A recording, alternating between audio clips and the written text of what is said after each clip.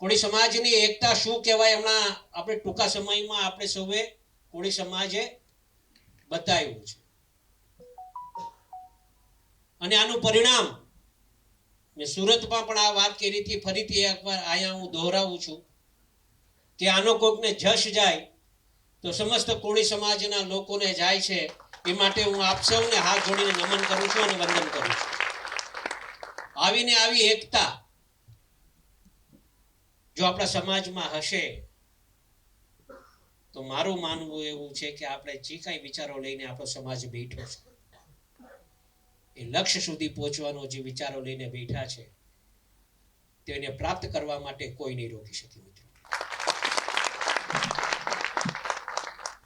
હું હંમેશા બોલતો હોઉં છું, મોટાભાઈ પરસોત્તમભાઈ સોલંકી પણ બોલતા હોય છે કે અમે જે કાંઈ છીએ કોળી સમાજ થકી છીએ એમાં કોઈ શંકાને સ્થાન નથી. મિત્રો, ખૂબ મોટો ફાળો આપણા સમાજનો છે. આપણે સાચા હતા અને આ તો ન્યાય અને અન્યાયની લડાઈ હતી અને આના નિમિત્ત બન્યા નવનીતભાઈ કે આટલા બધા ધારાસભ્યો ભેગા થયા, પ્રથમવાર ભેગા થયા હતા આટલા ધારાસભ્યો અને મંત્રીઓ અને એક સાથે રજૂઆત કરીને પડઘા પડ્યા. આપણે સાચા હતા ને. આપણે કોઈ જો એક વાત સમજો, આપણા સમાજને ક્યારેય કોઈનું ખોટું નથી કરવું. આ સમાજે સમાજની લડાઈ પણ નહોતી. લોકો જે વિચારતો એ વિચારવા દેવાનું, એમાં અમારે કઈ તકલીફ નથી. પણ ભગવાન ન કરીને ક્યારેય કોળી સમાજ પર ક્યાંક અન્યાય થાય તે જે રીતે હમણાં જે એકતા બતાવી ને એવી એકતા બતાવજો, એ અપેક્ષા તમારે પહેલા. અખિલ ભારતીય કોળી સમાજ ઈ કોઈ એક એવું સંગઠન નથી, આ વિચારો છે આપણા. અને આ વિચારો આખા ગુજરાતમાં કોળી સમાજ માટે અમે આવતા દિવસોમાં ગામો ગામ નીકળવાના છે. મેં ઘણા બધા સમાજોનું હમણાં જોયું હશે, ઠાકોર સમાજે આખું સંમેલન એક બહુ મોટું કર્યું અને એના સમાજનો આખો એક કાયદો, એક સંગઠન પ્રસારણ કર્યું. એ લોકોએ વિધાન નક્કી કર્યું. એમ કોળી સમાજનું પણ આવી રીતે આપણા સમાજમાં કાયદા બને, કુવેસોથી આપણે દૂર રહીએ, આર્થિક કઈ રીતે સમાજ આગળ વધે અને કઈ રીતે આપણે બંધારણ આપણા સમાજનું નક્કી કરવું, એ દિશાએ આવતા દિવસોમાં એક ટીમ બનાવી અને આપણે આ દિશાએ હાલવા માટેના પ્રયત્ન આપણે સૌને કરવાના છે. ક્યારેક ક્યારેક આ બંધારણમાં કોઈક એવા નિયમો નક્કી થાય તો એ કદાચ પસંદ આવે ન આવે એવું પણ શક્ય બને કદાચ સમાજમાં. પણ કોઈકને ને કોઈકને કડવું તો થવું પડશે ને. અમે કડવા થશું સમાજ માટે, એની ચિંતા નથી. સમાજનો આગેવાન સાચો એ જ કહેવાય. કદાચ કોઈક સમાજના લોકોને સારું ન લાગે ને કદાચ ગાળ આપે ને તો એ ગાળ પણ સ્વીકારી લેવાય, એ સમાજનો સાચે આગેવાનો કહેવાય. અમે 1998 પ્રથમ સમૂહ લગ્નની શરૂઆત જાફરાબાદમાં કરી.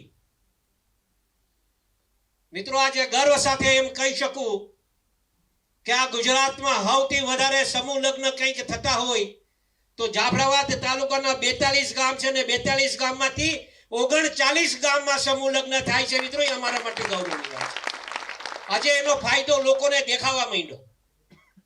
એક શરૂઆત અમે 1998 થી કરી હતી. આજે લોકો એક નાનું એવું છોડ વાવ્યું હતું, આજે વૃક્ષ તરીકે આખા સમાજમાં ફેલાઈ ગયું છે.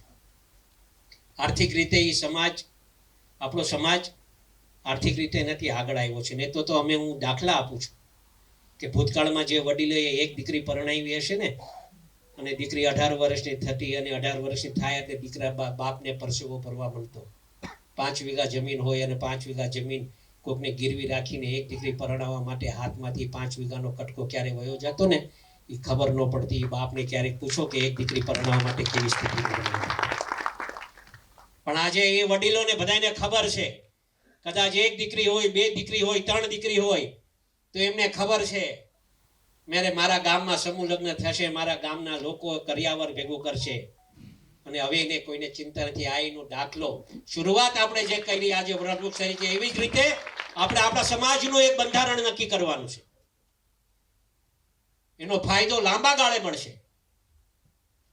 અને આજે ગુજરાતમાં ઠેક ઠેકાણેથી આપણે લીગલ સેલના એડવોકેટો આવ્યા છે, ત્યારે હું લીગલ સેલ પણ એક ઊભું કરવું જોઈએ, આપણે ડોક્ટર સેલ પણ ઊભું કરવું જોઈએ, એવી દરખાસ્ત આજે આપના આ મંચના માધ્યમથી હું મૂકવા માંગુ છું. અને સાહેબને, અધ્યક્ષ સાહેબને, રાષ્ટ્રીય અધ્યક્ષ સાહેબને એક મારી વિનંતી હશે કે અમારા કનુભાઈ અહીંયા બેઠા છે, કનુભાઈને રાષ્ટ્રીય યુવા પ્રમુખ, કાર્યકારી પ્રમુખ બનાવવા માટે મારું એક નિવેદન છે. જો આપ સ્વીકારો તો મારા ભાઈ છે કનુભાઈને રાષ્ટ્રીય યુવા છો, નાની વય છે, કામ કરવાની ધગજ છે, અને એ ધગજના અનુસંધાને મિત્રો હું ગુજરાત રાજ્યભરના યુવાનોને જે સોશિયલ મીડિયામાં જ્યાં લડતમાં હારે ભેગા થઈને કામ કર્યું છે એનું અભિવાદન કરું છું અને લાખ લાખ બિરદાવું છું. ધન્યવાદ.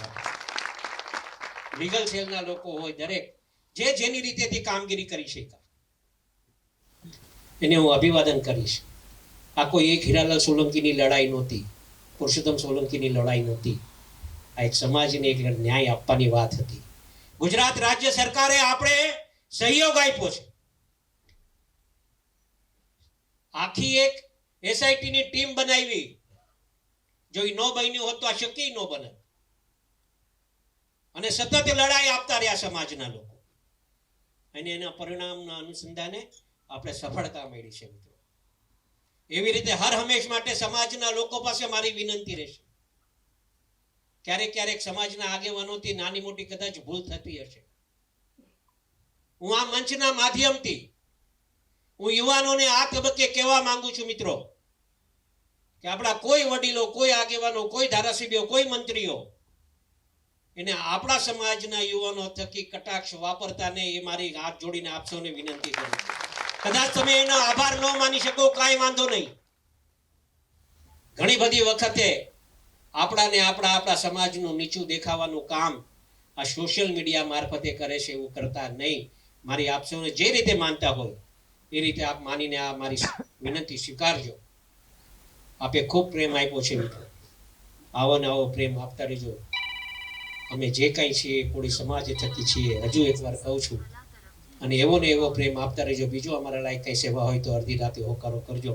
તમારા પડખે કદાચ હારા દિવસોમાં ન રહી શકીએ, પણ મેં કીધું તો સુરતમાં આ શનિભાઈ ને બધા બેઠા છે, મેં આ એક બોલી શાયરી બહુ સારી આવે છે એટલે મેં એ વાત કરી.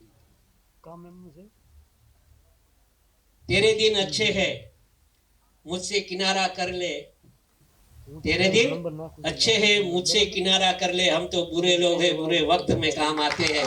हमारे માટે કદાચ એવું વિચારતા હોય, हम तो बुरे लोग हैं પણ बुरे वक्त में काम आते हैं, એવા વ્યક્તિઓ છે.